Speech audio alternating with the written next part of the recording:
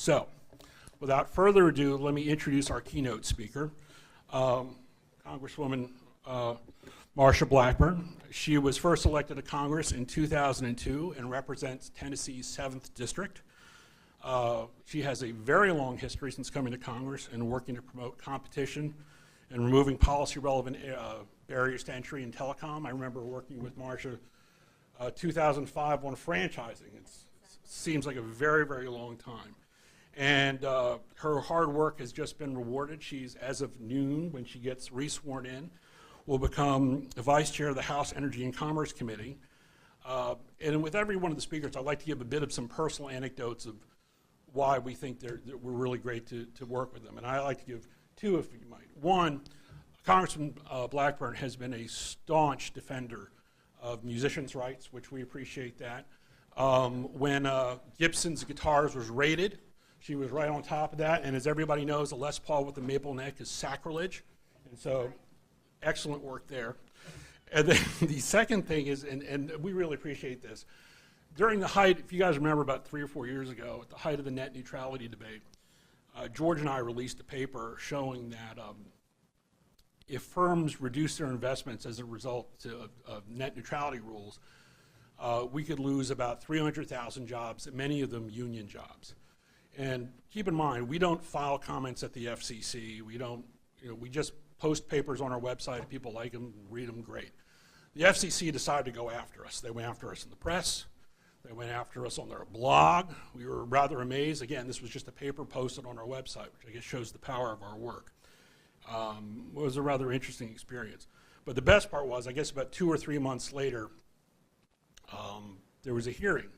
All the commissioners were there, and Representative Blackburn, it was her turn to speak, and I just remember she's watching this, and she sort of sits back and pulls out our paper and goes, "Mr. Chairman, have you seen this paper by the Phoenix Center? It's just terrific."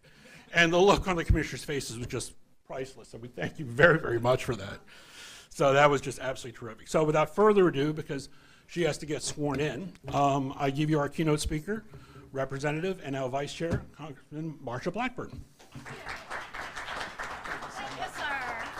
Thank you, Larry and George, and what a treat to be with you all today. I'm thrilled to be here. Josh Lynch, who handles all of our telecommunications issues and does a fabulous job. Josh is here with me this morning. Also, my son, Chad Blackburn, is here. And Chad, stand up.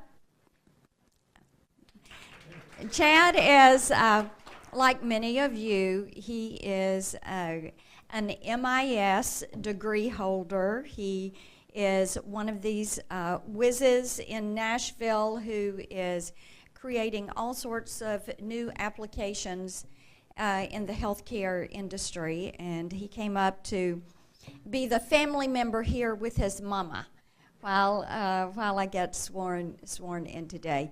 But I am just so thrilled to take a few minutes and to come over here. And just to Larry and George and to each of you, the Phoenix Center is such an important resource.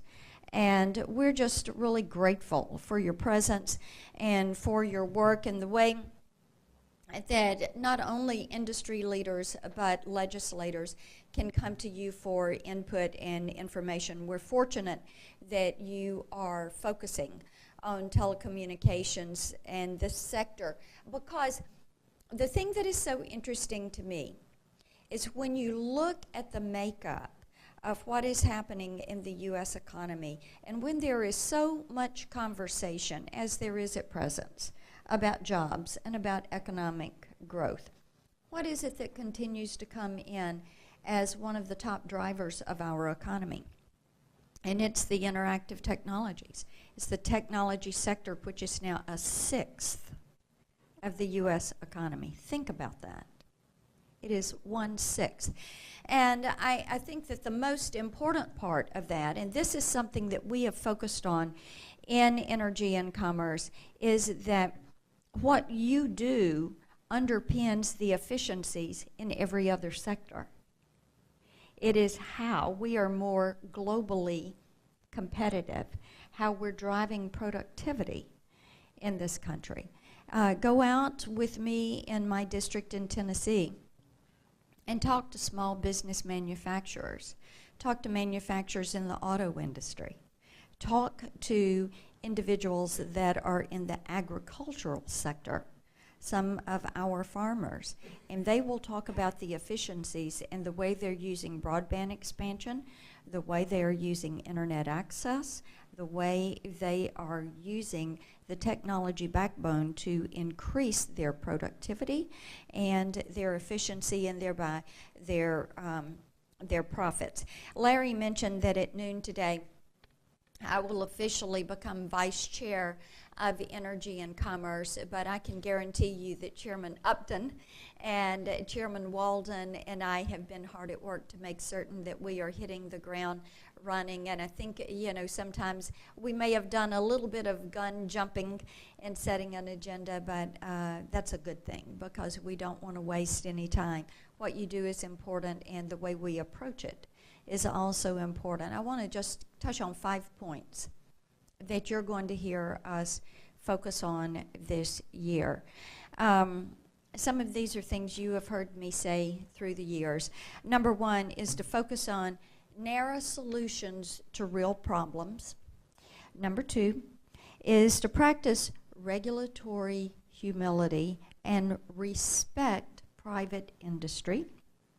Number 3 is to modernize our obsolete communications law framework.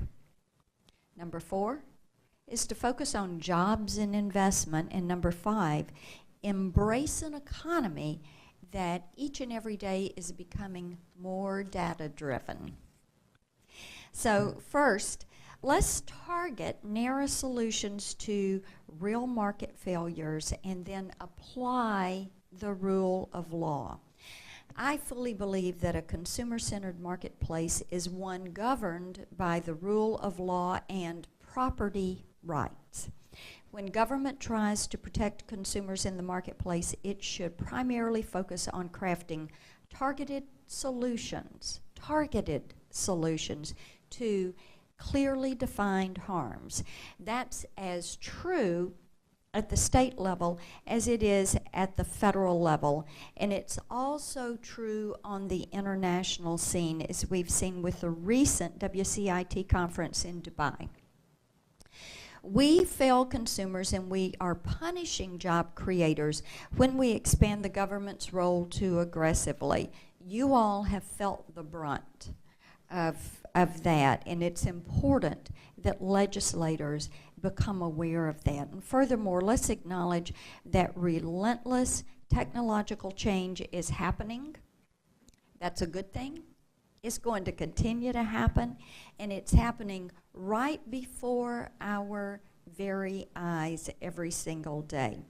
And while market failures do sometimes occur, that shouldn't mean we give a free pass to regulators to pursue their own agendas and their priorities. I have to tell you, I do not think that anything good ever comes from a knee-jerk response. These need to be very thoughtful and thoroughly researched. Second, let's embrace regulatory humility to avoid unintentionally harming consumers. The government's default position must be, first, do no harm. Do no harm. That should be what we're going to decide to do. It's not to harm anything. I'm reminded of F.A. Hayek, who is one of my favorite economists, and I hope that everyone has read Road to Serfdom by Hayek. It's required reading at the Blackburn household. And Hayek had a comment that I think, a quote that I think is so important to your industry today, and of course I think he was so insightful and way ahead of his time. But here's his quote, and I'm quoting him: "The curious task of economics is to demonstrate to men how little they know about what they imagine they can design." How little they know about what they can imagine they can design. But I think for our innovators that this is incredibly important, that we give them the freedom to innovate and to solve market problems and to find those niches in the market and then figure out what they don't know about what they would like to create. And this is one of those curiosities, and it is what spurs continued innovation, and it's also what spurs continued desire in the marketplace for the next big thing. In order for this to continue, there has to be regulatory humility, and there has to be a consensus that first we are going to do no harm. Of course, I think that one of the great offenses to that was the way the FCC went about with their so-called net neutrality rule. And we actually had a hearing last year, and I asked one of the commissioners about this, and they said that ruling was outcome-driven. You can't predetermine the outcome and allow innovators to go create what individuals in the marketplace and businesses in the marketplace are wanting to create. It's a bad, bad, bad precedent. Just imagine if the government told a newspaper what articles to publish and where they were going to put them in that paper. And I think that's a pretty good analogy of what has transpired with the FCC's net neutrality order. Pretty much trying to tell you what you're going to do and where you're going to put it. So I think that what we need to do is look at what's happening at the FCC and stay in behind them to get a little bit of regulatory humility. It is of concern to me that over at the FCC we have seen an 1,100% increase in the number of FCC employees that are making over $150,000 a year. That should worry each and every one of you, because probably in the 32 hours a week that they're working, they're trying to figure out what they're going to do to give you more paperwork to fill out to send to them so that they've got a stack on their desk and they look busy.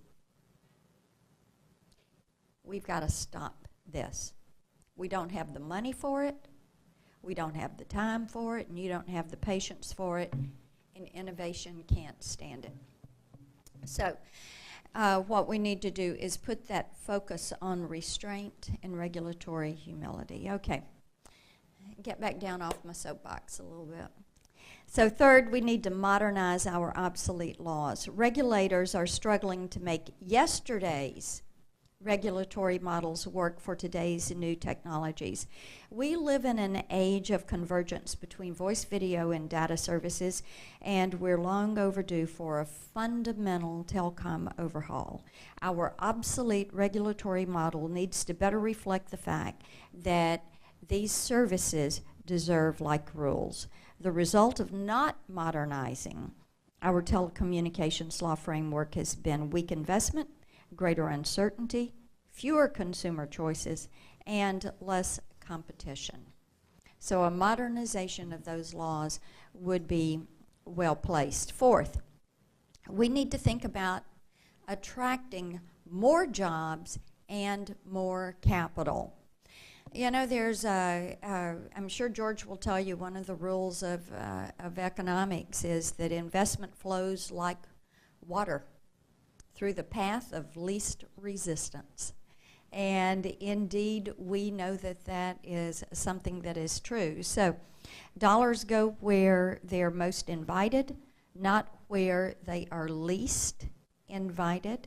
And the availability of capital will impact the market for good-paying jobs. And that's why I really was glad to see the Phoenix Center paper that was published last September that said, and I'm going to quote you back to yourself, U.S. policymakers constantly call for increased investment in the broadband infrastructure, yet The FCC consistently signals to investors its intent to reduce the returns to such infrastructure through various forms of price and non-price regulation. If the government is serious about promoting broadband investment, then it needs to stop sending the wrong signals to the market, end quote. I was doing a roundtable in Nashville at the Innovation Center there, the incubator, and for a lot of our telecommunications and technology companies that are working off of that platform. What's the number one inhibitor to you doing what you want to do? I asked these young innovators. And what I heard was, number one was uncertainty. And that was followed by access to capital. And uncertainty drives that lack of capital in that investment. So some certainty, some clarity, and getting government out of the way. We'll see that capital freed up. Finally, let's get ready to lead the world's data-driven economy. Data is our greatest untapped resource. It's increasingly fueling U.S.-based growth. It can improve our consumer choices, lower prices, and remove barriers to competition. The central challenge of data policy is how to protect consumers without stifling the free flow of data and information. My general view is that increased competition, criticism from civil society, increased transparency, and consumer choice works best to drive companies to strike the right balances. We need to think carefully about where we want to position our country in the world economy that will continue to be influenced by technological advances and by big data. My hope for 2013 is that markets, not politics, will be allowed to drive outcomes.